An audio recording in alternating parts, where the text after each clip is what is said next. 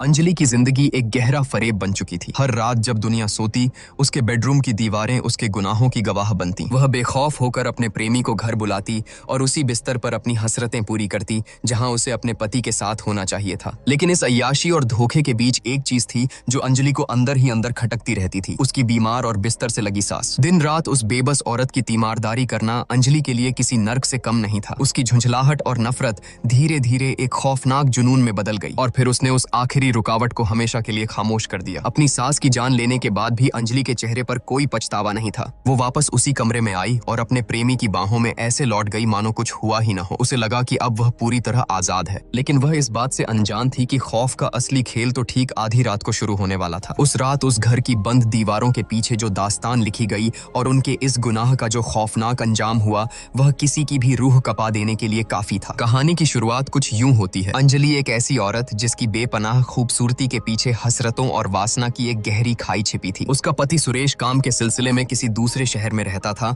और इस दूरी ने अंजलि की जिंदगी में जो खालीपन पैदा किया, उसने एक खतरनाक मोड़ ले लिया था। इस सूनेपन को भरने के लिए उसने अपने कॉलेज के जूनियर दर्पण को चुना। दर्पण अब सिर्फ उसका प्रेमी नहीं बल्कि उसकी जिंदगी का सबसे स्याह और गहरा राज बन चुका था। जब भी मौका मिलता, रात के खामोश अंधेरे में अंजलि उसे अपने घर बुला लेती और बंद दरवाजों के पीछे दोनों बेखौफ होकर इस नाजायज रिश्ते की सारी हदें पार करते। लेकिन अंजलि की प्यास किसी अंतहीन कुएं की तरह थी। दिन ब दिन उसकी चाहतें इतनी हावी होती जा रही थीं कि अब दर्पण का साथ भी उसे कम लगने लगा था। आज रात भी दर्पण उसके बिस्तर तक आना चाहता था, लेकिन अंजलि ने उसे मना कर दिया। फिर भी उस रात के सन्नाटे में दोनों फोन पर देर तक फुसफुसाते हुए अपनी हसरतों को हवा देते रहे। दूसरी तरफ घर का माहौल अंजलि की रंगीन दुनिया से बिल्कुल उलट एक दमघोंटू उदासी और मौत की खामोशी से भरा था। घर में उसका एक छोटा बेटा, बीमार सास और ससुर बलवंत मौजूद थे। सास की हालत इतनी जर्जर थी कि उनका शरीर बस बिस्तर का ही एक हिस्सा बनकर रह गया था। अंजलि को उस बेबस बुढ़िया से सख्त चिढ़ थी। उनकी देखभाल करना उसे अपने ऊपर एक बदनुमा बोझ लगता था। इसी नफरत के चलते उसने रीना नाम की एक केयरटेकर को काम पर रखा हुआ था। ससुर बलवंत की हालत भी कुछ खास नहीं थी। उनकी एक आंख की रोशनी जा चुकी थी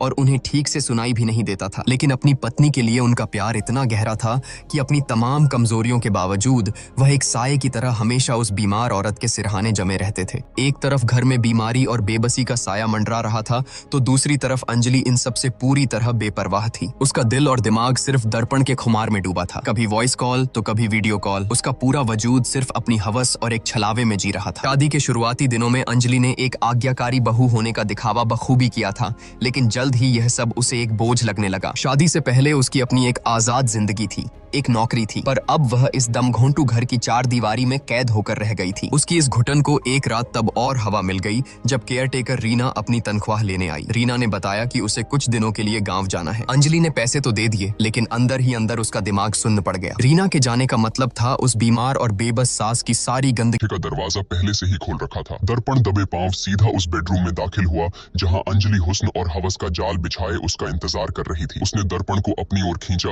और फिर उस बंद कमरे की गर्माहट ने सारी हदें पार कर दी। लेकिन उस जिस्मानी खेल के बाद भी अंजलि की आंखों में वो खौफनाक प्यास और बेचैनी साफ झलक रही थी जो कभी शांत नहीं होती थी। तभी दर्पण की नाक में एक अजीब सी सड़ांध टकराई। उसने नाक सिकोड़ते हुए पूछा कि यह कैसी बदबू आ रही है। अंजलि की आवाज में एक अजीब सी चिढ़ और नफरत थी। बाई छुट्टी पर है और मुझे ही उस बुढ़िया की गंदगी साफ करनी पड़ रही है। उसके पास से इतनी सड़ांध आती है कि अब बर्दाश्त नहीं होता। फिर अंजलि की नजरें दर्पण पर टिक गई। उसकी आवाज अचानक बर्फ की तरह ठंडी हो गई। जिस हालत में मेरी सास है वो बस एक जिंदा लाश है। बहुत तकलीफ में है वो। क्यों ना हम उसे हमेशा के लिए खत्म कर दें। अगर वो रास्ते से हट गई तो सब कुछ कितना आसान हो जाएगा। और वैसे भी उसके मरने के बाद मेरा ससुर भी उस सदमे में ज्यादा दिन नहीं टिकेगा। अंजलि के इन खौफनाक इरादों को सुनकर एक पल के लिए दर्पण की रूह कांप गई। लेकिन अंजलि के हुस्न और उस अंधे मोह ने उसके हर डर और जमीर पर पर्दा डाल दिया। हवस इंसान को किस कदर हैवान बना देती है, दर्पण उसका जीता जागता सबूत था। उसने अपना सिर हाँ में हिला दिया। आधी रात का वक्त था। मौत के साये की तरह वो दोनों दबे पांव सास के कमरे में घुसे। अंजलि ने बेरहमी से एक कपड़ा उठाया